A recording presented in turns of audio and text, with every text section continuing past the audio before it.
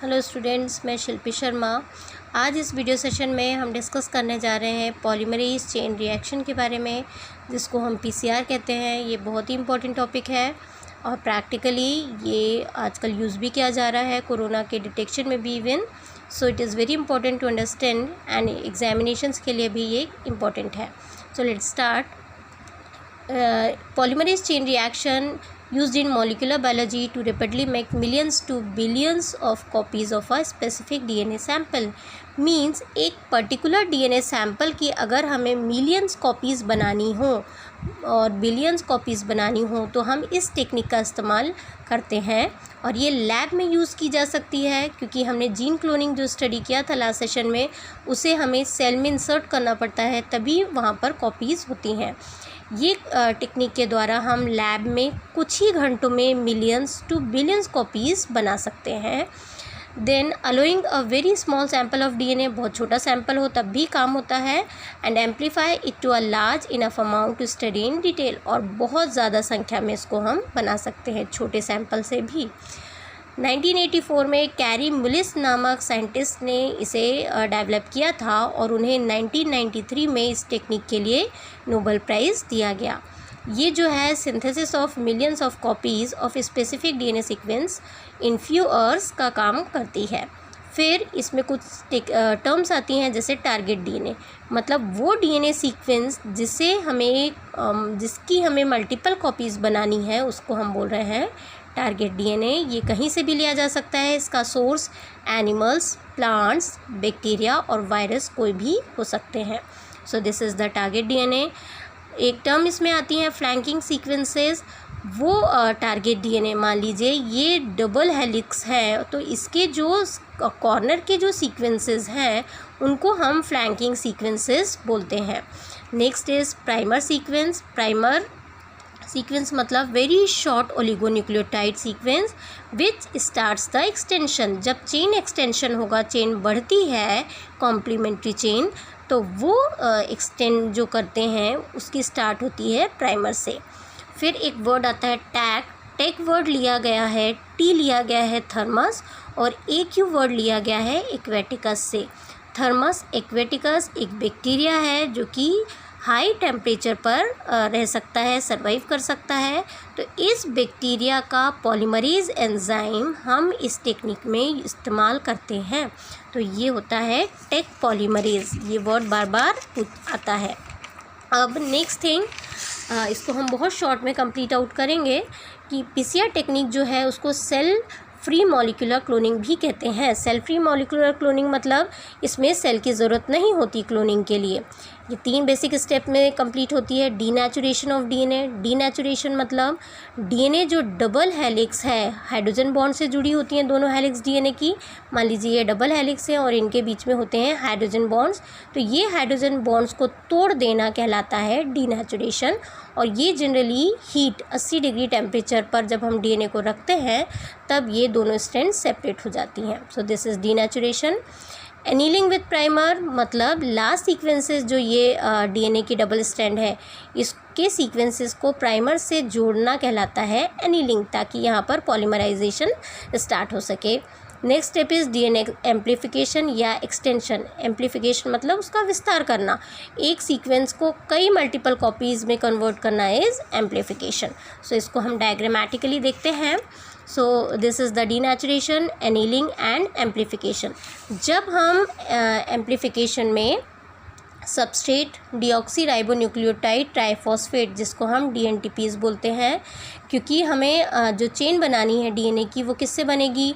मान लीजिए ए है, उसका कॉम्प्लीमेंट्री क्या चाहिए हमें, टी। तो ये टी जो है उसको हम टीटीपी के रूप में हम इसको प्रोवाइड करेंगे। तो ये क्या कहलाया, एनटीपी।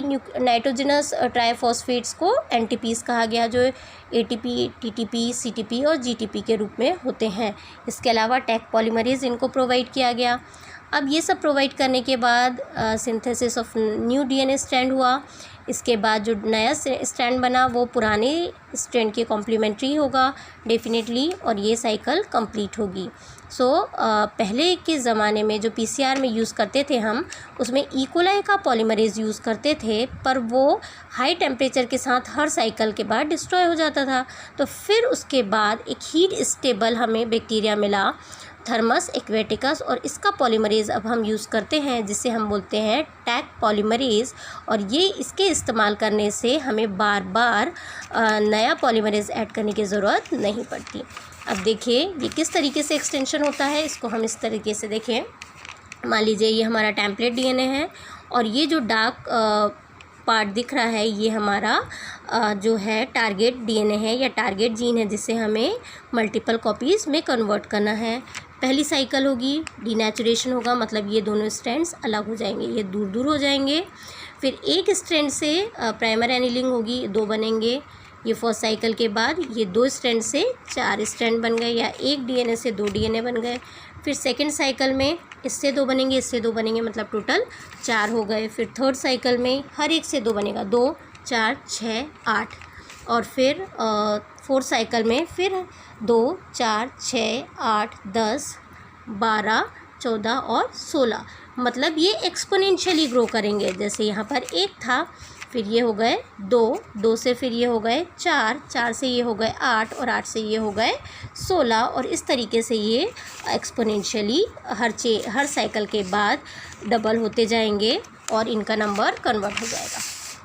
अब ये जो प्रोसेस है वो इस तरीके से है। ये टेम्पलेट डीएनए था या टारगेट जीन, इसमें जो ग्रीन कलर से दिख रहे हैं। पहला स्टेप हुआ डीनेचुरेशन। डीनेचुरेशन में आप देख रहे हैं ये दोनों स्ट्रैंड्स दूर दूर हो गए, बीच के हाइड्रोजन बॉन्ड टूट गए। फिर इसमें दूसरा स्टेप हमने इन्वॉल्व किया प्राइमर एनीलिंग। ये जो रेड कलर का पार्ट दिख रहा है दिस इज़ द प्राइमर, और ये यहाँ पर आकर कॉम्प्लीमेंट्री होता है फ्लैंकिंग के, तो ये यहाँ पर आकर अटैच हो जाता है। अब प्रोसेस को करवाने के लिए हमें क्या ऐड करना है, डीएनटीपीज़ एंड टैक पॉलीमरेज़, ये एंजाइम है, ये कॉम्प्लीमेंट्री सीक्वेंसेस को एडअप करता जाएगा, और डीएनटीपीज़ हमने वहाँ पर मिक्सचर उसका डाल दिया। अब जब तक डीएनटीपीज़ और टैक पॉलीमरेज़ रहेगा ये चेन एक्सटेंड करेगी। ये एक्सटेंड हुई, ये 2 से 4 या 1 डबल हेलिक्स से 2 डबल हेलिक्स यहाँ पर हमें प्राप्त हो गई। सो ये तीनों स्टेप मिलाकर चली फर्स्ट साइकिल। फिर इस तरीके से फिर अगेन, क्योंकि ये चेन रिएक्शन है, अब यहाँ पर एक साइकिल कंप्लीट हुई, अगेन वहाँ से दूसरी साइकिल स्टार्ट होगी। फिर डीनेचुरेशन होगा, स्ट्रैंड दूर दूर होंगे, फिर प्राइमर एनील होगा, फिर डीएनटीपीज़ और टैक पॉलीमरेज़ मिक्सचर में ऑलरेडी हैं, चेन एक्सटेंड होगी और ये रिएक्शन होगी। इसके बाद फिर ये सेकंड साइकिल हुई, फिर third cycle, and like that ये चलती जाएंगी। तो इस तरीके से कुछ ही समय में मिलियंस कॉपीज़ डीएनए की प्राप्त हो जाएंगी। अब हम आते हैं जो इम्पोर्टेंट पार्ट है इसका, एप्लीकेशन ऑफ पीसीआर। एप्लीकेशन में इसका क्या उपयोग है, इसका बहुत जो इन्फेक्शियस डिसीज़ है जैसे एड्स, एचआईवी, और आजकल अभी जो सबसे इन्फेक्शियस चल रही है दैट इज़ द कोरोना, उसकी भी रैपिड डायग्नोसिस के लिए इस टेक्निक का इस्तेमाल किया जाता है। अब मैं थोड़ा सा कोरोना की बात अगर करूँ, कोविड-19 की, सो इसमें हम आरटी-पीसीआर का नाम बार बार न्यूज़ में सुन रहे हैं। ये आरटी-पीसीआर से थोड़ा सा कन्फ्यूजन होता है, उसको मैं क्लियर करती हूँ। आरटी वर्ड जो है वो रिवर्स ट्रांसक्रिप्शन के लिए भी यूज़ होता है और रियल टाइम के लिए भी यूज़ होता है। रिवर्स ट्रांसक्रिप्शन मतलब डीएनए से आरएनए बनना ट्रांसक्रिप्शन कहलाता है, एमआरएनए बनना। पर जब जेनेटिक मटेरियल आरएनए हो, वायरस का है जैसे, तो वायरस पहले आरएनए से डीएनए बनाता है, फिर डीएनए से एमआरएनए बनाता है। तो ये जो उल्टा हुआ प्रोसेस, इसको बोलते हैं रिवर्स ट्रांसक्रिप्शन। तो कोई भी वायरस के केस में रिवर्स ट्रांसक्रिप्शन पीसीआर होता है, पर यहाँ पर हम पर्टिकुलरली बात कर रहे हैं रियल टाइम पीसीआर की। रियल टाइम क्या होता है, मान लीजिए कोई जब नॉर्मल पीसीआर रिएक्शन चल रही है, तब एक बार रिएक्शन स्टार्ट हुई और हम डीएनए को देख पाते हैं रिएक्शन के अंत में, पर यहाँ पर हम हर एक साइकिल के बाद डीएनए को एनालाइज कर सकते हैं, जैसा कि कोविड-19 के डिटेक्शन में हो रहा है। So this is the real time PCR. फिर नेक्स्ट इसका एप्लीकेशन है prenatal diagnosis of genetic disease. Prenatal मतलब जब फीटस है, माँ के गर्भ में है, तब उसमें जेनेटिक डिसऑर्डर है क्या, उसकी जानकारी के लिए हम इस टेक्निक का इस्तेमाल करते हैं। Detection of criminals in forensic medicine, मतलब फॉरेंसिक लैब में क्रिमिनल्स की डिटेक्शन के लिए मान लीजिए किसी का बहुत छोटा सा सैंपल मिलता है, उसको एम्पलीफाई करते हैं, कई गुना देखते हैं और उसके बाद उसको एनालिसिस करके पता करते हैं।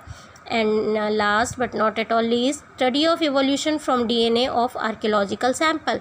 मान लीजिए कोई ऐतिहासिक धरोहर मिलती है, उसमें क्या सैंपल है, उसके इवोल्यूशन के लिए भी हम इस टेक्निक का इस्तेमाल करते हैं। So this is the about PCR technique. ये इम्पॉर्टेंट है, please go through it. Thank you.